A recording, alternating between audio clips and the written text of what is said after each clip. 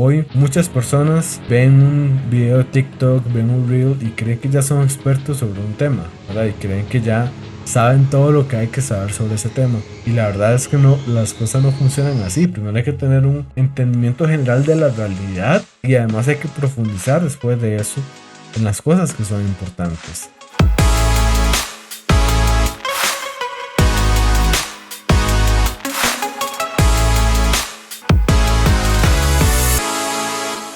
Desde hace algún tiempo vengo haciendo una introducción a la teología, empezando con los atributos de Dios, empezando a responder la pregunta de quién es Dios y cómo es Él.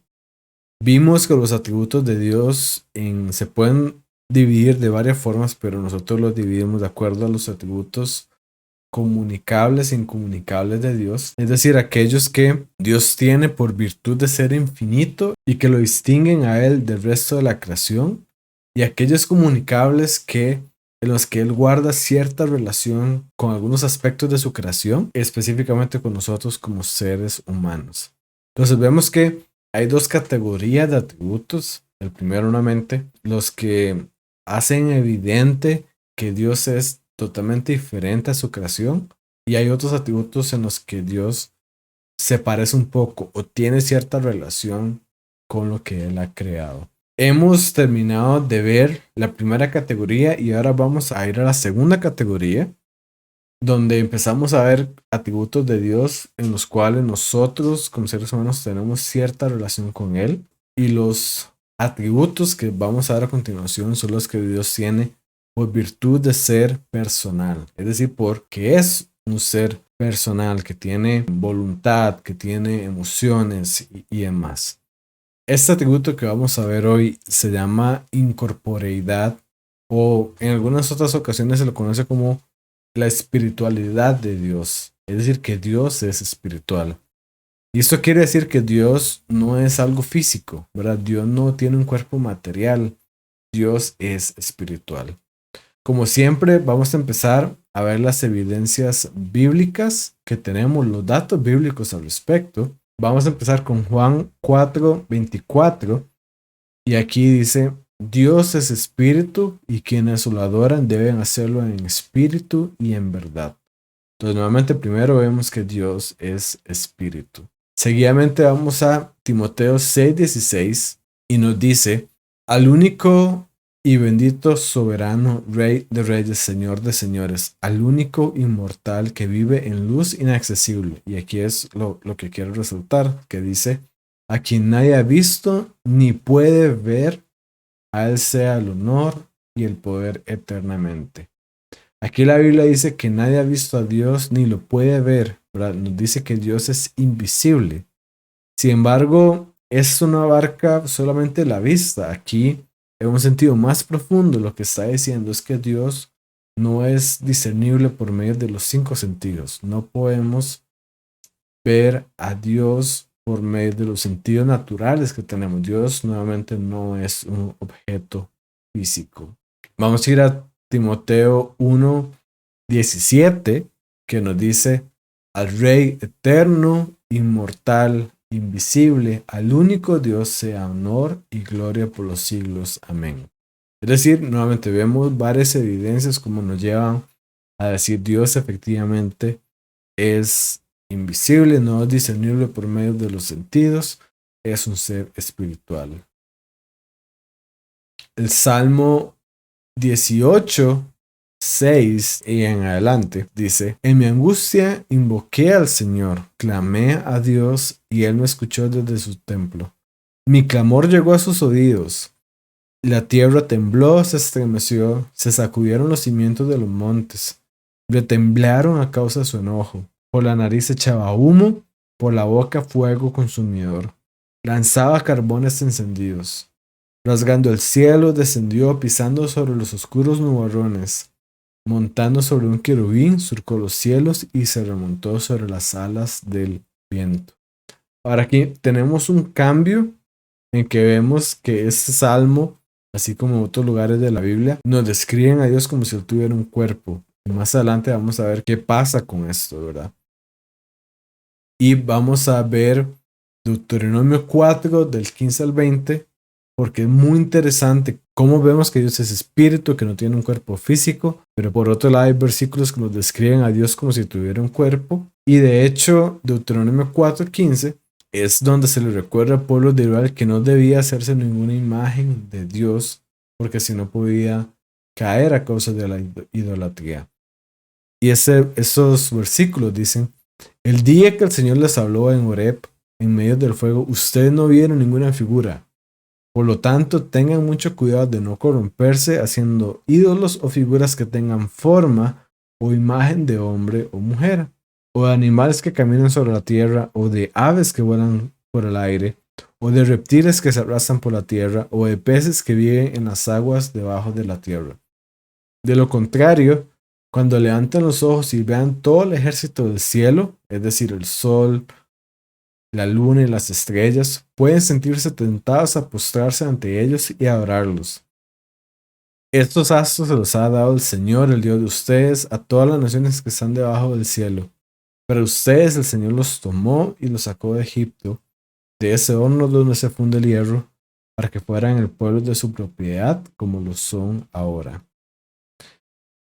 Es decir, el pueblo hebreo debía ser el único entre los pueblos del mundo que se caracterizaba por la celebración de la espiritualidad de Dios, que Dios no tenía una forma física, que Dios no ocupaba una forma física para comunicarse con su pueblo ni para recibir su adoración.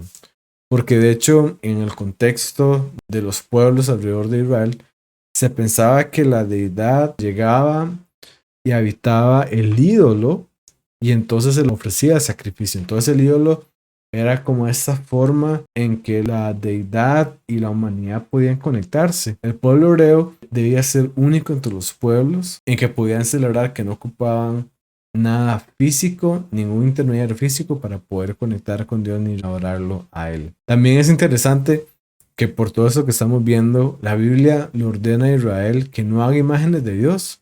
Pero aún así en los salmos sí aparecen descripciones de Dios que ciertamente parecen ser muy físicas en naturaleza.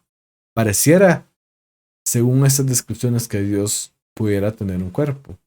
¿Qué entonces hacemos con todo esto? ¿Cómo podemos construir una buena teología? ¿Cómo podemos construir una buena doctrina al respecto? Por un lado, como les digo, tenemos las claras prohibiciones contra cualquier tipo de imágenes de Dios. También la afirmación de que Dios es omnisciente, que es espíritu, que no viene de cosas materiales o físicas. Sin embargo, también tenemos estas descripciones de Dios muy gráficas en términos corporales. Creo, y pues obviamente esto también lo hago basándome en grandes teólogos como el Dr. William Lane Craig, como Norman Geisler, como Wayne Grudem y demás. Y los teólogos han concurrido en que las descripciones anteriores, los versículos bíblicos, exigen que nosotros veamos a Dios como un ser incorpóreo, es decir, que no tiene cuerpo, como un ser inmaterial, como un ser que no es físico. Como hemos visto en este y en episodios pasados, Dios trasciende la materia, Dios trasciende la energía y el espacio.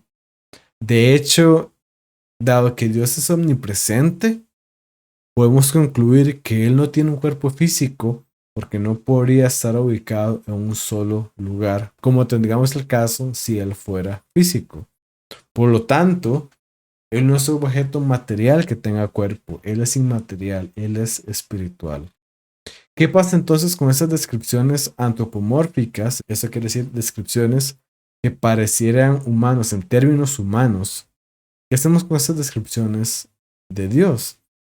Estas descripciones realmente en la Biblia son metafóricas y no las debemos tomar de forma literal. Y podemos concluir esto a raíz de dos argumentos principales que nos da nuevamente el doctor en filosofía y teología William Lane Craig.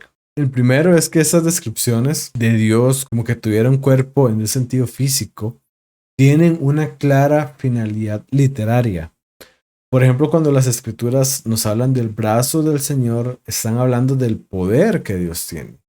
Cuando nos hablan de los ojos de Dios, están hablando de que Dios es omnisciente. Cuando las escrituras hablan de los oídos de Dios, están hablando de que Dios presta atención a las personas, que presta atención a lo que está pasando. Nuevamente, estas descripciones, como que si Dios tuviera un cuerpo, tienen un claro propósito literario y una correcta lectura de las escrituras deja claro este propósito y por lo tanto podemos saber también que son de carácter metafórico y no literal. La otra razón por la que debemos tomar estas caracterizaciones de forma metafórica es porque si las tomáramos de forma literal, serían incoherentes entre sí.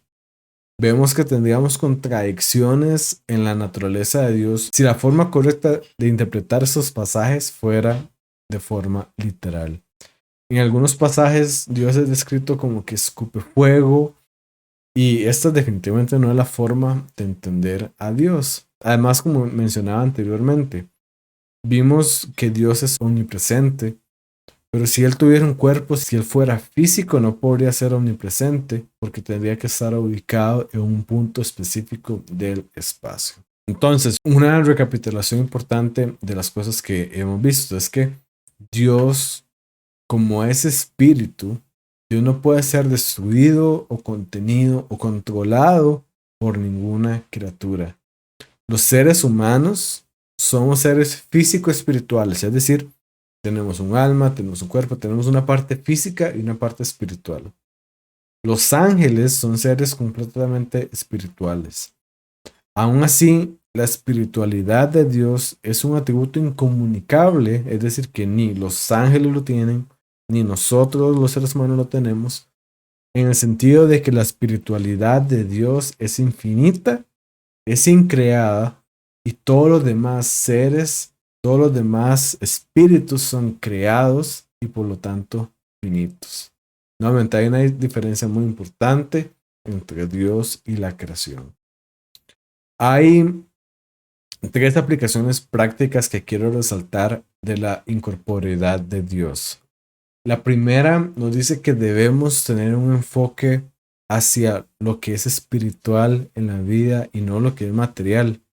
Dios, como vimos en episodios pasados, es la realidad última, es la fuente de todo lo que existe en el universo y Dios es espiritual. Nuestro enfoque debería estar en lo espiritual y no en lo material, a pesar de que nosotros tenemos la tendencia de revertir esto. Jesús mismo nos resalta este punto en el Sermón del Monte en Mateo 6, 19, 21. Y él mismo nos dice, no acumulen para sí tesoros en la tierra donde la polilla y el óxido destruyen y donde los ladrones se meten a robar. Más bien acumulen para sí tesoros en el cielo donde ni la polilla ni el óxido carcomen y los ladrones se meten a robar. Porque donde esté tu tesoro, allí también estará su corazón. Es decir, nosotros como cristianos deberíamos estar enfocados en las cosas eternas, en las cosas verdaderamente importantes, que no son las cosas materiales que podemos tener aquí en la tierra. Las otras personas, las relaciones que podemos tener y principalmente nuestra relación con Dios debería ser nuestro principal enfoque.